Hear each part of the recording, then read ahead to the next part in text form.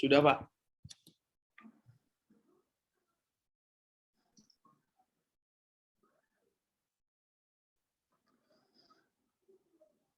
Ya, lanjut ya, atau masih nunggu dulu? Atau sambil lanjutkan? Oke, selanjutnya. Lanjut, ya. Pak. Kita lanjutkan tentang analisis regresi sederhana. Analisis, saya ulang lagi, analisis regresi sederhana adalah analisis statistik dalam bentuk kuantitatif untuk mengetahui ada tidaknya hubungan antar variabel atau dua variabel untuk mengetahui kuat lemahnya hubungan dan kemudian ingin untuk membuat ramalan atau prediksi berdasarkan kuat lemahnya hubungan. Itu fungsi dari analisis regresi. Ya.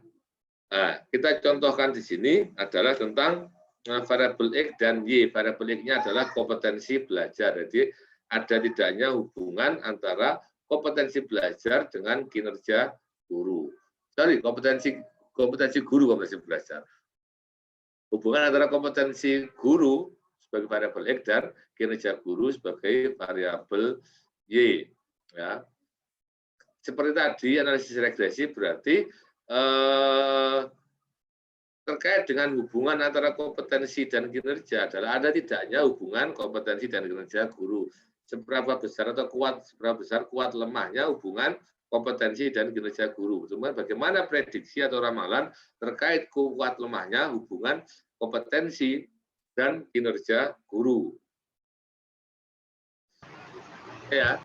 Nah, ini contoh data yang kita peroleh, yaitu seolah-olah asumsinya kita mengukur menggunakan instrumen alat ukur tentang X ini adalah kompetensi guru. Kita ukur kompetensinya. Dari 15 guru, kita peroleh skor seperti ini. Kemudian yang Y sebagai kinerjanya kita ukur juga berdasarkan instrumen kinerja guru. Ya.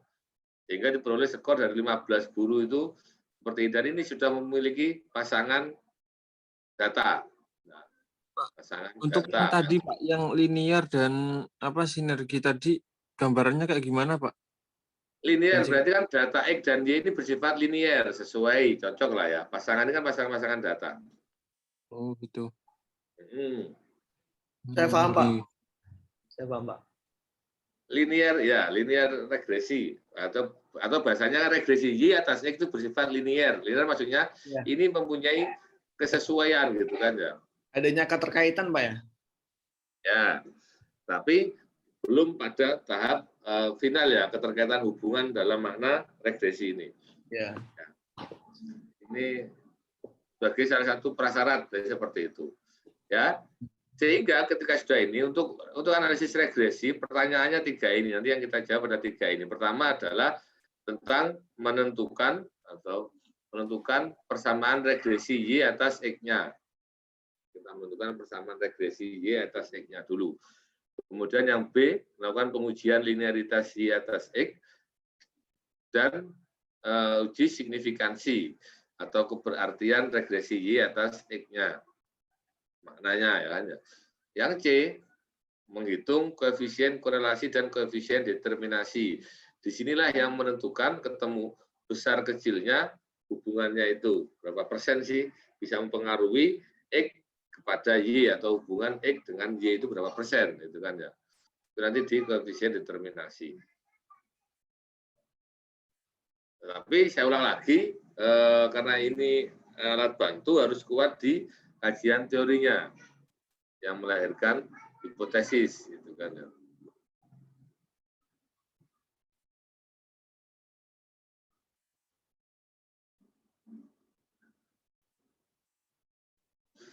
Oke, ya. Selanjutnya, pelan-pelan ya.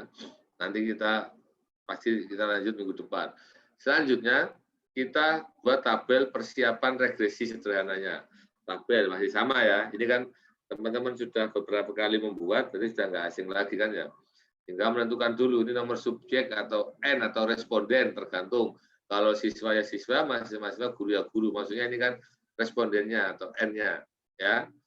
Datanya yang menentukan banyak data di sini, yaitu berarti 15, berarti ada, kalau konteksnya guru berarti 15 guru. Kalau siswa berarti maksudnya 15 siswa, kan gitu. Ya kan? Ya Pak, ya. Oke, selanjutnya ini adalah variabel X. Variabel X itu apa tadi? Apa namanya? Kayak ini loh Pak, faktornya.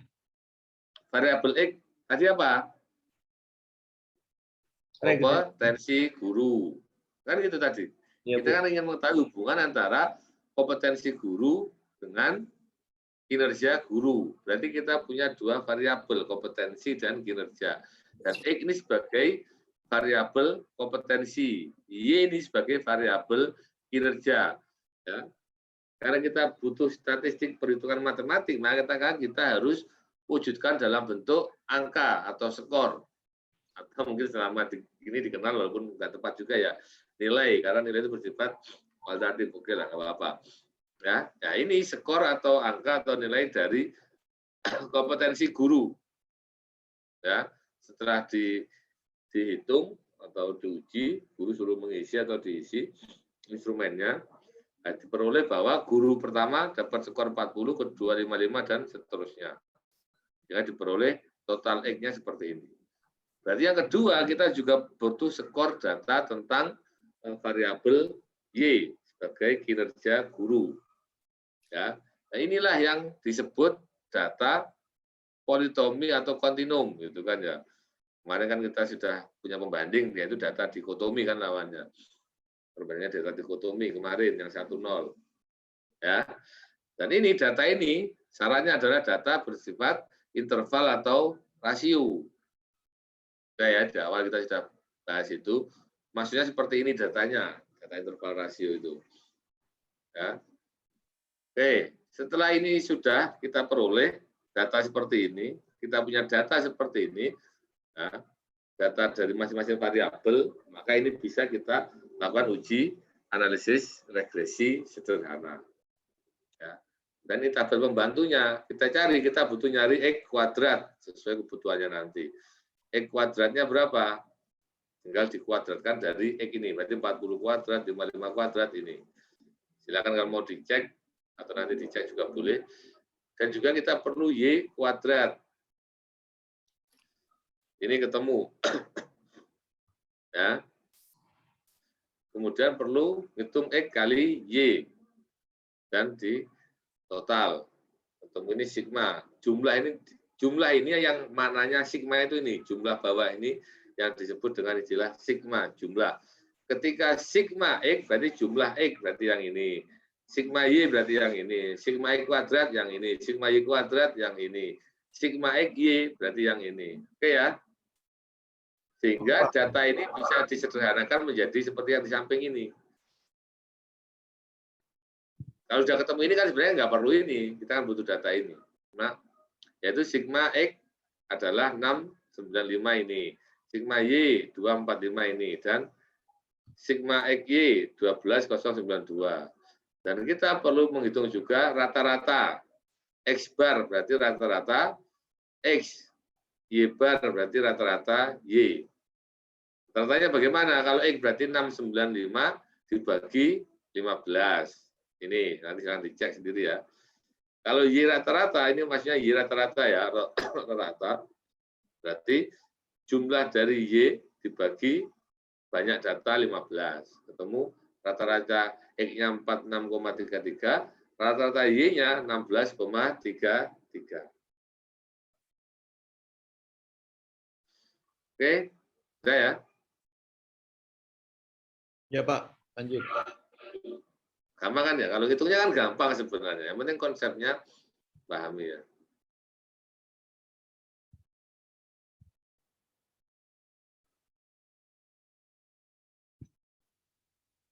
Ya, kita kelihatan nggak? Kelihatan Pak. Oke, kelihatan. Oke. Ini belum Pak, belum. Ini belum apa?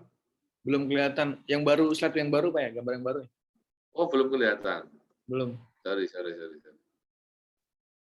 Kami kok dulu biasa wae. Oke, kelihatan? Kelihatan Pak. Gambarnya agak blur, Pak. Di zoom aja, Pak. Deketin. Agak blur. Iya, dideketin aja, Pak, biar jelas. Ini. Dideketin, Pak. Kayak tadi. Oh, tadi udah deket ya. Ini. Nah, gitu, Pak. Iya, cakep. Blur, Pak, malah, Pak. Blur. Enggak, gini aja, Pak. Udah. Gimana? Nah, itu nggak apa. Nanti kan bisa dipelajari lagi ya, kan sudah saya upload. Oke, ini yang kemudian kita sambil ingat lagi, ya. Yang karena kita kemarin yang produk momen itu ada istilah angka halus, angka kasar ya. Contoh ya. Produk momen, masih ingat ya? Kita kemarin produk momen kan hanya mencontohkan yang angka kasar, kita sekalian saja. Nanti bahwa di sini yang kita pakai angka halus. Nah, kalau angka kasar itu kan dari data yang tadi, tabel pembantu, bisa langsung datanya kita hitung, kan gitu kan. Kalau angka halus kita olah ke sini dulu. Misalnya simbol sigma, ini istilahnya angka deviasi, atau angka simpangan ya. Sigma E kecil, Y kecil. Sigma E kecil, Y kecil kemarin, ya berangkat dari data mentah, data kasarnya itu dari sigma X Y min sigma X kali sigma Y dibagi N. Ketemu ini. Sehingga sigma X Y kecil, nanti bisa dicek lagi di produk momen, kita ketemu ya. Ketemu angkanya ini, 740,33. Ini sigma X Y kecil, ini data simpangan, data olahan. Gitu kan. Berikutnya ini ada sigma X kecil kuadrat. Sigma X kecil kuadrat. Itu juga ada di yang kemarin, yang angka halus itu ya istilahnya. Yaitu sigma X kuadrat min sigma X dikuadratkan per N. Jadi kalau mau pakai angka halus untuk nyari produk momen, ya pakai data ini, data simpangan ini, data deviasi. Diolah ke sini dulu. Sehingga diperoleh 34121 min 695, tinggal disesuaikan lagi, cocok lagi, kuadrat per 15. Ya, diperoleh skornya untuk sigma Y kuadrat kecil adalah 2017,33. Kemudian sigma Y kecil kuadrat. Misalkan data tadi yaitu sigma, ini data aslinya, kalau yang Y-nya Y besar ini data aslinya maksudnya. Sigma Y kuadrat min sigma Y dikuadratkan per 2. Sehingga 4707 min 245 kuadrat per 15. Sehingga hasilnya adalah 705,33. Oke ya, nah ini sebagai modal untuk mencari koefisien korelasinya atau koefisien korelasi produk momen.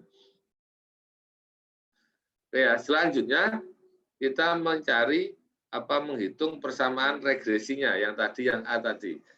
Bagaimana menghitung persamaan regresinya, kita lihat. Kan konsep persamaan regresi ini sudah bagus ya, yaitu Y topi sama dengan A plus BX. Ya, A plus BX. Karena A-nya belum ketemu konstanta, maka kita cari B-nya ini, B dulu. B. Bagaimana mencari B-nya? Yaitu sama dengan sigma XY, berarti yang ini kecil ya, sigma XY kecil atas ini, min sigma X kuadrat. Ya. B kecil ini sama dengan sigma XY, berarti yang ini ya, 740,33 dibagi sigma X kuadrat kecil ini, 2017,33 sama dengan 0,367. Ya. Ya, Pak. Tapi Y topinya kan belum diketahui, Pak. Ya, Y topi kan sebagai itunya, regresinya. Nah, dicarinya kan itu. Oh ya, untuk kan Y-nya kan nggak tahu. Ini kita kan mencari persamaan regresinya. Nah, nanti ya. Berarti ini kan, berarti kemudian kita nyari A-nya. Ya. Ini cari A-nya bagaimana? Yaitu rata-rata Y min B kali rata-rata X. Ya. Kelihatan? Iya Pak, iya Pak. Nah, berarti rata-rata Y-nya berapa? Tadi mana tadi? Rata-rata Y. Oh, sebelumnya ya, rata-rata Y ya. Iya Pak, sebelumnya paling bawah. Ya, sebelumnya 16,33. Mau dilihat lagi atau enggak usah? Dulu, Pak. Nggak usah, apa? Enggak usah ya, nanti tinggal cocokkan aja lah ya. Siap, Oke ya, 16,33. Ini kalau memang salah sampai nanti silakan protes pertemuan berikutnya. Ini rata-rata Y tadi yang di depan tadi sudah kita hitung 16,33 min ya B-nya ini 0,367 ini ya dikali rata-rata X. Rata-rata X-nya adalah 46,33. Nanti silakan dicek lagi. Hingga 16,33 min 17,003. Karena ini kali ini sama dengan 17,003. Sama dengan min 0,67. Oke ya. Pak, itu kok minus 17,03 dari mana Pak? Paling ujung Pak, paling ujung kanan. Yang mana? Itu Min loh. ini. Nah itu Pak. Ini Kan ya, minus ini kan min 0,367 kali 46,33. Oh iya. Ini kali ini 17,003 ya. Iya Pak, iya. Maaf, Pak. Jadi 16 dikurangi 17 ini sama dengan 0, min 0,67. 0,67. Ya. Ketika kita sudah ketemu B dan A-nya, A dan B-nya, maka persamaan regresinya adalah ini. Y topi sama dengan min ya. Karena kan Y sama dengan A plus BX. A-nya adalah min 0,67 plus B-nya adalah 0,367X.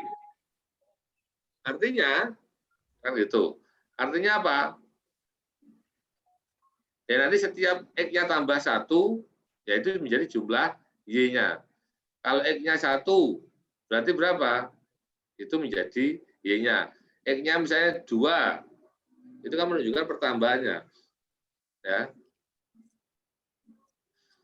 Kayak gimana Maka Pak? yang ini ketetapan. Gimana? Kalau itu kan udah ketemu konstantanya, berarti konstantanya itu nilainya selalu minus 0,67 ya Pak ya? Ya untuk perhitungan ini maksudnya. Iya. Terus yang tadi X-nya, kalau X-nya 1, X-nya 2 itu gimana Pak? Itu Nah, X-nya bisa itu berubah kalau itu kan angka. maka akan terjadi perubahan pada Y tergantung dari X-nya. Kalau X-nya 1 berarti kan ya tetap ya, berarti kan 0,367 ditambah min 0,67 kan itu tuh. Kalau X-nya 5, berarti kan 5 kali 0,367 min 0,67. Itu yang merupakan angka dari Y-nya. Gitu. Perubahan Y itu tergantung X-nya itu berapa. Atau perubahan X-nya. X-nya itu ikut yang N tadi ya Pak ya? Atau enggak Pak? Itu asumsi seolah-olah kalau N-nya itu. Ini kan kita bangun logika persamaan. Makanya kalau ada pertambahan X1, maka akan menunjukkan perubahan pada Y. Ya. Kalau X-nya 1, Y-nya berapa kan gitu. Y-nya 2, X-nya berapa. Y-nya 2, X-nya berapa kan gitu. Terjadi perubahan pada X seperti apa?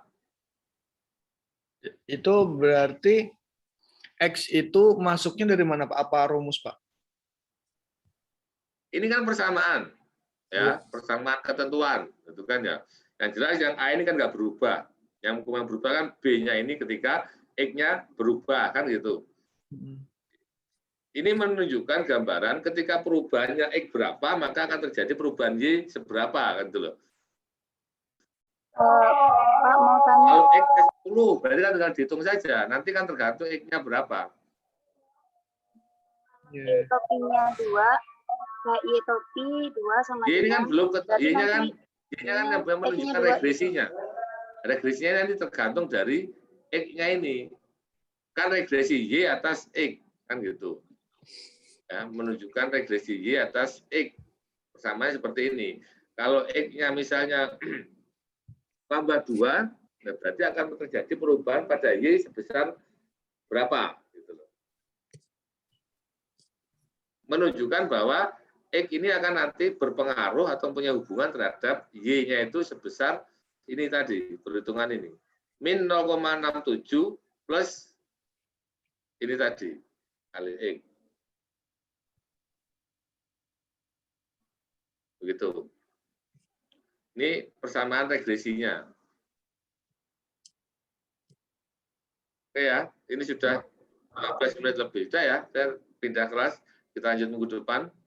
Ya, minggu depan terserah mau mulai jam berapa atau gimana nanti kondisional ya. Ya Pak. Oke, semoga ya, semoga pelan-pelan tinggal teman-teman pelajari dulu, lihat dulu ya materinya. Oke, terima kasih. Kurang lebihnya minta maaf. Wassalamualaikum warahmatullahi wabarakatuh. Waalaikumsalam. Kasih Pak.